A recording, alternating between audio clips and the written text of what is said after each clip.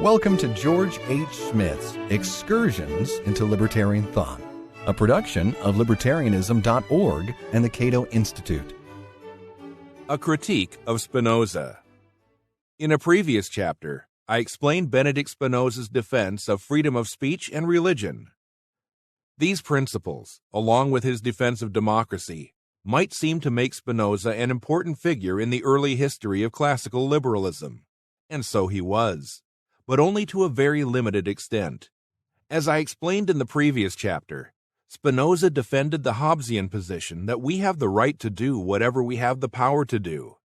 In thus rendering rights coextensive with power, Spinoza insisted that men are natural enemies who, while pursuing their self-preservation and welfare in a state of nature without government, would have the unlimited right to take any actions they deem conducive to those ends, including acts of violence against innocents who had not harmed them in any manner. Spinoza refused to call invasive acts committed in a state of nature unjust. The concepts of just and unjust actions arise only under the jurisdiction of a sovereign government. In a political treatise, for example, Spinoza wrote that justice and injustice, in their strict sense, cannot be conceived of except under political dominion. For nature offers nothing that can be called this man's rather than another's. But under nature everything belongs to all, that is, they have authority to claim it for themselves. Only with a government that has enacted a legal code and has the power to enforce its laws do these ideas come into play. This assertion is obviously false, since we can easily conceive of property rights and just and unjust actions in a society without government. Whether we believe that such rights can adequately be enforced in a state of nature is a different issue. Even Spinoza's defense of religious freedom, which is fine as far as it goes, is seriously undercut by his refusal to extend freedom to external religious practices.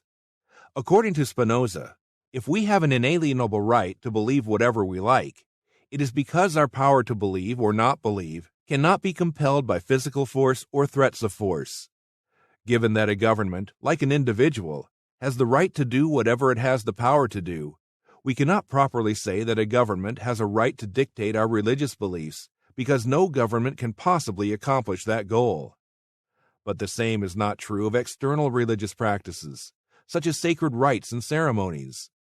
The sovereign has the power, and therefore the right, to control such practices, permitting some and forbidding others.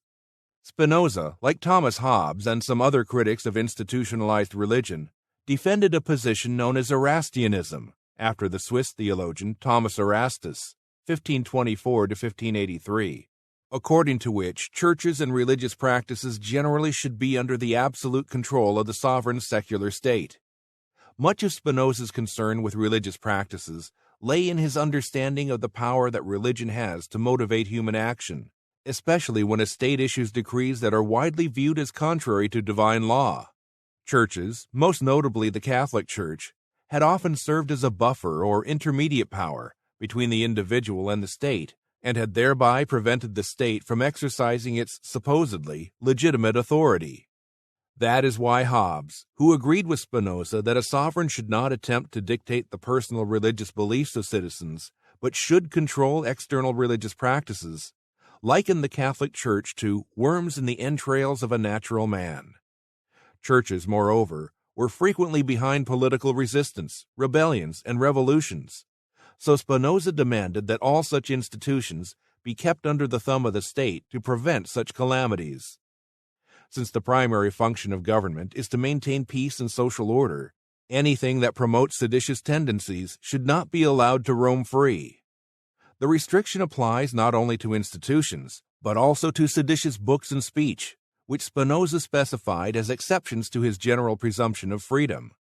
Thus, although Spinoza did not wish churches to wield any political power, he did not defend the separation of church and state, as we now understand that expression. Rather, he argued that churches should be subservient to the state, and that religious believers should obey all state demands regarding rites and ceremonies, however personally offensive they may be.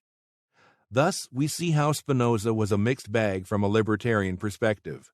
True, he believed that a sovereign should be rational, which means that a sovereign should impose only those restrictions on freedom necessary to maintain peace and social order, creating a society in which individuals can pursue their own interests without coercive interference. However, Spinoza also believed that the vast majority of people are irrational, that they are guided by their own passions instead of by their reason.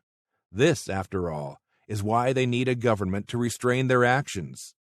But he had no grounds for defending the superior rationality of rulers, who are as likely as anyone else to succumb to their lusts and other irrational desires. The only restraint on a ruler is his own preservation and welfare.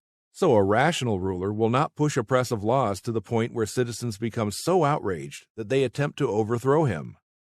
But in Spinoza's scheme, there is no moral principle of individual rights that would render anything a ruler attempts to do unjust in the libertarian understanding of that term.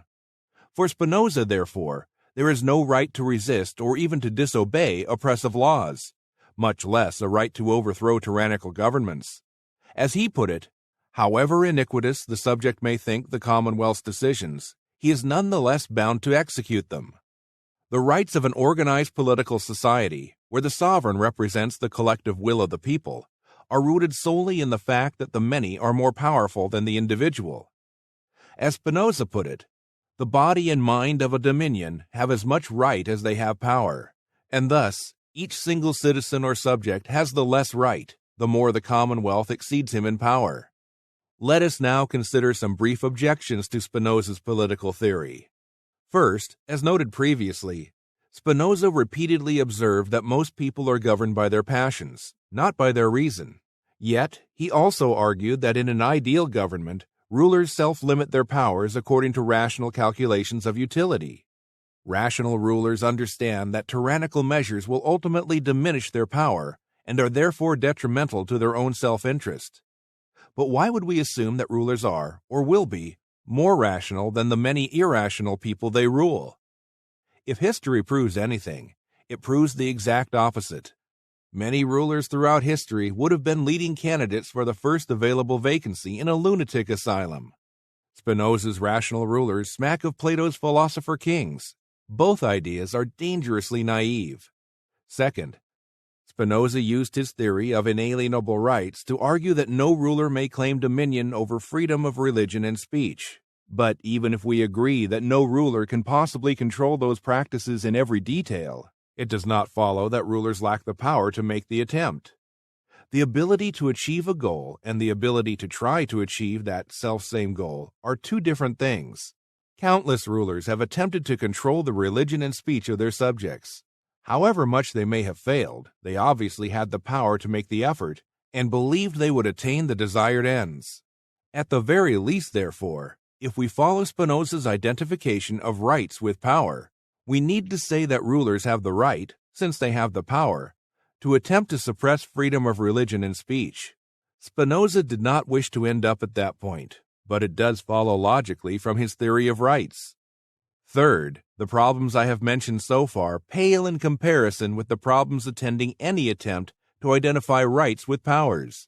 Yes, we may have the power to murder other people or to enslave them, but in what sense may this power be said to confer a right to murder and enslave?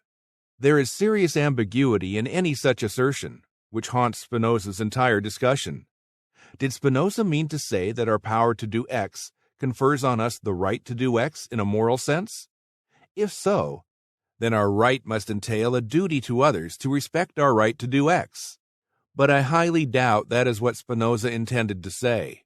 He expressly affirmed that the distinction between just and unjust actions depends solely on the decrees of a government and would not exist in a state of nature. Rather, Spinoza appears to mean that there is no difference between power and right, that they are one and the same concept. But if that is the case, then to derive rights from power is a useless and misleading redundancy. If whenever we say, I have the right to do X, we simply mean, I have the power to do X, then the term right adds no new information. It simply repeats what was said before, with no change in meaning. Many classical liberals criticize the effort to identify power with rights.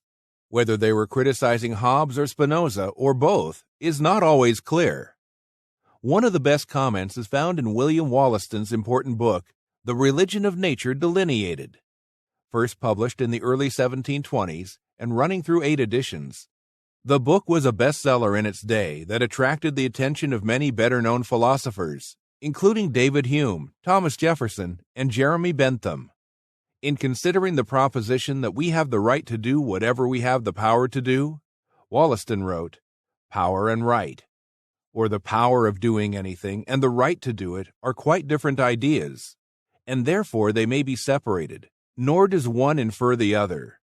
Wollaston continued, "If power, qua power, gives a right to dominion, it gives a right to everything that is obnoxious to it, and then nothing can be done that is wrong, for nobody can do anything which he has not the power to do. This is to advance a plain absurdity, or contradiction rather, for then to oppose the man who has this power, as far as one can, or, which is the same, as far as one has the power to do it, would not be wrong. Yet so it must be, if he has a right to dominion or not to be opposed." Understanding Wollaston's point here is crucial. It may be restated as follows. If we equate rights with power, then it is literally impossible to violate anyone's rights, since we cannot do anything that we lack the power to do. Suppose someone assaults you in an effort to steal your money. He has the right to make this assault, according to Spinoza, because he has the power or ability to attack you. But you likewise have the right to resist his assault if you have the power to resist it. And he, in turn, has the right to counteract your defense if he is able, while you, in turn, have the right, if you have the power, to fight on. And so on indefinitely, until we are lost in a tumultuous sea of conflicting rights. As traditionally conceived, not only in classical liberalism, but in other political traditions as well, rights were the flip side of moral obligations. Thus, if you have the right to X, I have the obligation not to coercively interfere with your use and disposal of X. Rights were regarded as principles that distinguish between mine and thine in a social context. To equate rights with power makes mincemeat of this important distinction and ultimately reduces to redundancy or nonsense. In the final analysis, Spinoza's theory of rights amounts to saying nothing more than we have the power to do whatever we have the power to do. This has been Excursions into Libertarian Thought, a production of Libertarianism.org and the Cato Institute. To learn more about libertarian philosophy and history, visit www.libertarianism.org.